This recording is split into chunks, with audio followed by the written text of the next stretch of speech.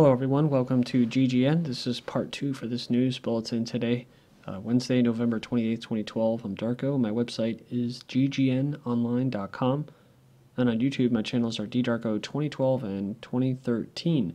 All the headlines and links will be posted in YouTube's video description. That's right down here if you wanted to check it out.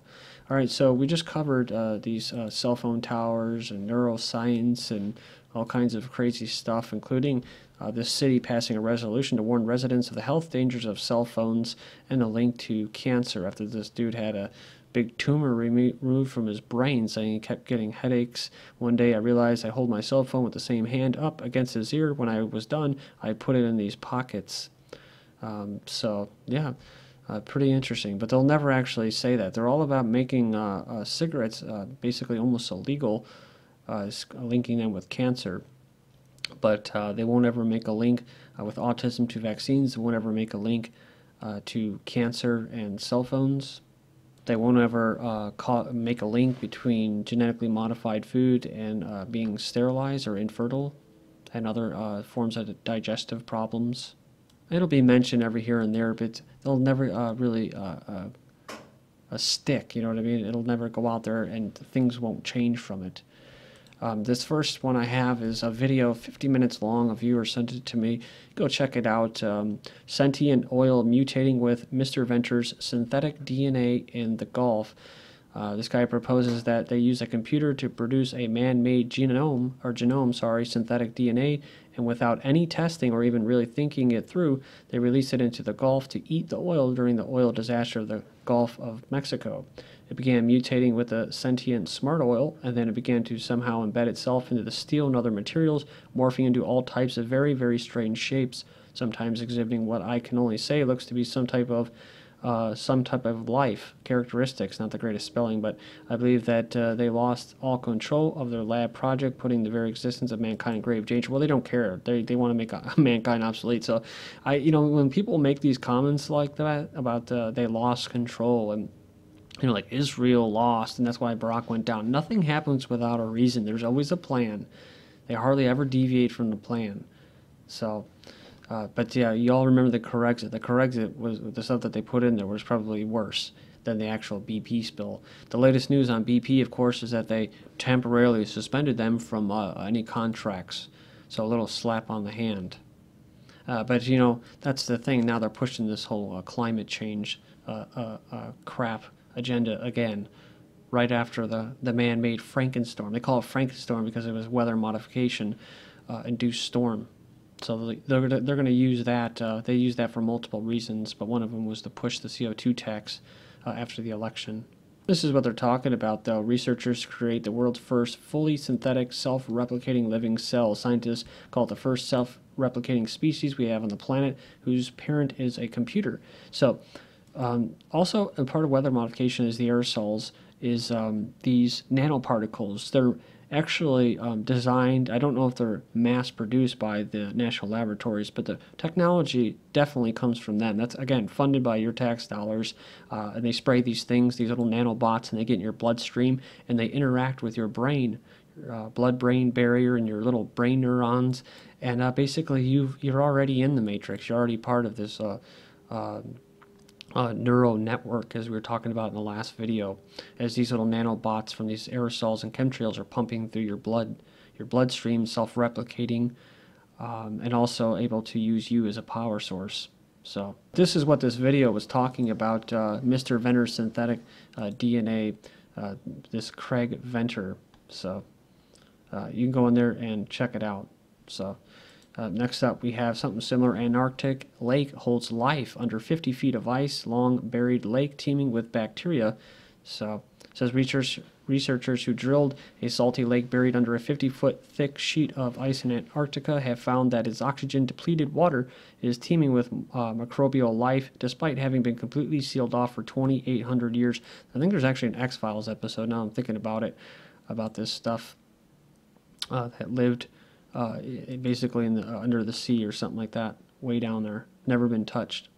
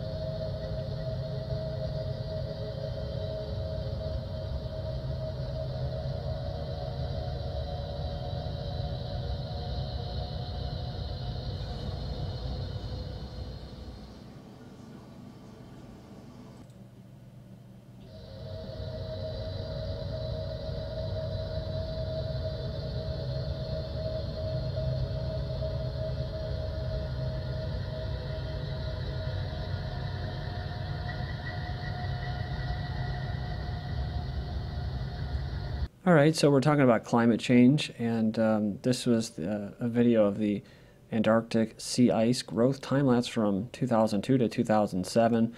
I just threw in the background sounds. It's supposedly the sound of Earth from space.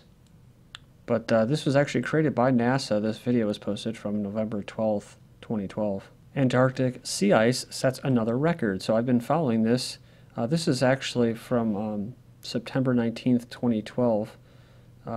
But it says here that they set another ice record in September, and it goes on here, says nobody tell the mainstream media or they might have to retract some stories and admit they are misrepresenting scientific data.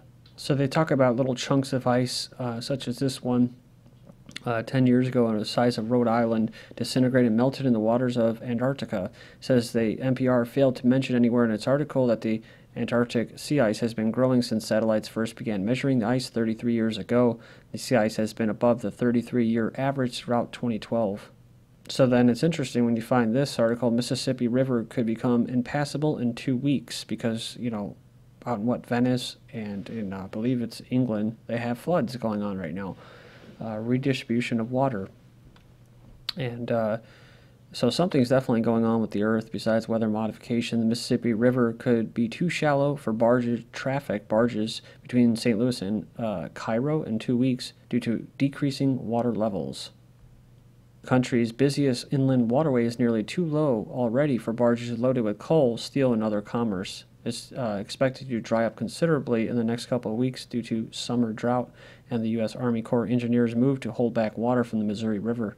So this was news during the summer and the drought and all that, but this is actually from November 28th, so it's getting worse. But remember this article I covered from the 21st of September this year, sea level continues decline. Want to comment? Al Gore. So it goes on here and it says that the latest sea level numbers are out, and it says that the 2-year-long decline is continuing. It says, no doubt Al Gore passed this on as good news to all his viewers, but he won't tell them that this decline is a continuation of the sea level decline that began in 2010. So where's the water going? It's being locked up on land as snow and ice. And you look at the record snowfall throughout the western U.S. this past winter, that's how an ice age begins. So if that sort of snowfall persists, sea levels will continue falling and won't begin rising again until the end of the next ice age. But they're going to hit you over the head with all sorts of propaganda, such as this from McClatchy. Climate talks must consider impact of thawing permafrost.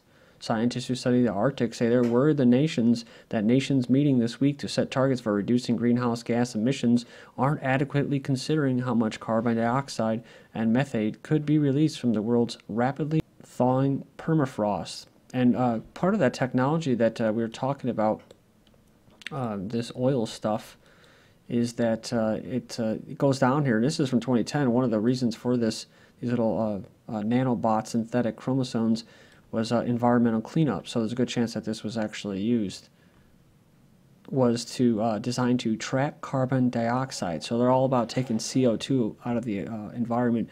I've actually heard, now this is something that's purely speculative, about the goal of getting all of this carbon dioxide out of the air is to over-oxygenate the human race.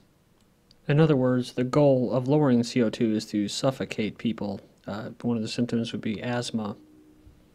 If you think of it in terms of like how the Buddhists breathe, they have shallow breathing and they tend to live longer. But someone made the comment, I've heard Alan Watt talk about this, about possibly the smoking, tobacco, and that. I don't know if it's nicotine in the tobacco smoke itself. Helps draw out these little nanobots that are pumping through your bloodstream, coming through the aerosol spraying. Not sure how much credibility there is to that, but it'd be worth considering, as a reason as to why the powers that be care so much about smoking, right? Kind of like obesity. Obama should make reducing greenhouse emissions a top priority in his second term. This is, of course, is from McClatchy again, and it is a commentary. So, Superstorm Sandy capped a year off of bad weather in the U.S. Droughts in the Midwest dried up fields and reduced the food supplies. So, yep, definitely. It says an oddball winter that left typically snowy states in upper Midwest practically snowless, while other areas were repeatedly blanketed with the white stuff. So, and they say all of this is due to warming climate and climate change. So moving on here, we have former UN official says climate report will shock nations into action. It goes on, it says the next UN climate report will scare the wits out of everyone and should provide the impetus needed for the world to finally sign an agreement to tackle global warming, a former head of the UN negotiations said. So it says this is going to scare the wits out of everyone. So this is how they justify it, right? And it's justify the means. So U.S. carbon tax gains attention as climate change resurfaces. The climate change is suddenly a hot topic again. I wonder why. The issue is resurfacing in talks about a once radical deal, a possible carbon tax, which they already kind of have in Australia. Ask them how that's going over there, right? UN seeking global carbon regime at climate summit in Doha and Qatar. So thousands of delegates representing almost 200 governments and dictatorships are gathering in Qatar in a desperate bid to keep climate change alarmism alive long enough to create a UN-run planetary carbon regime. However, as the climate hysteria continues its march towards irrelevance, following the spectacular implosion of the UN global warming theories and multiple scandals in recent years, delegates at this year's conference of the parties, COP18, know they are in a race against time. Mostly because the Kyoto Protocol that was signed in 1997 expires at the end of the year. One of the goals of the conference is to finalize the creation of an international mechanism for mass wealth redistribution, essentially transferring vast amounts of money from taxpayers in more prosperous and liberty-minded countries to the generally dictatorial regimes ruling poorer nations. So remember what I said, that's what it's all about. Even the head of the IPCC, our panel members said that that's the whole point, is to redistribute wealth. So they don't care about the planet or environment. Just look at BP, look at many other things such as chemtrails and stuff like that. Poisoning the water supply, poisoning the air, poisoning the food supply. And more propaganda says here, a call for new ethics in an overpopulated planet. Just a bunch of nonsense. She talks on and says how good the sun is, but it's burning us in the ozone layer and CFCs. And over the past 250 years, man's actions have continued to alter the Earth's atmosphere dramatically, without mentioning weather modification or chemtrails, of course. Say in 1960, the average person lived to 53 years old, but in 2010, the average human life was extended to 60 years. See, I heard that argument from family members over Thanksgiving, and I don't buy it. I don't buy it. I hear stories all the time of people before they even retire are dying. Well, that's the purpose, right? Before they can collect Social Security and all that, they want you to just die. Otherwise, just keep working for that pension. In fact, they're actually calling on people that are retired to actually work off and pay for their work to receive their pensions after they've already paid into it. So this is what they think of you. So as you hear more and more stories about 50-year-olds of men dying of heart attacks and people with cancer all the time, and that, just say, hey, we're living longer, right? So this woman says, the paradox is people who have contributed to the least to global warming are the ones that are impacted the most. See, ethics. Yeah, it is. Is it ethical to act without knowing the consequences of these advances? Like all the stuff that they, like I said, that all these things that they spray in the air and put in the water, and now with genetically modified crops, they don't know what it's going to do. They're experimenting. So she makes the argument because of technology, modern technology that's used to enslave you and experiment on you, well, there's a call for a change in ethics. So yeah, she goes on and starts talking about overpopulation, just go ahead and blame yourselves. But yeah, they really do want to reduce the population. I'll continue when we come back, and I'll go through some of the quotes that the global elite, they'll make you want to lose your lunch.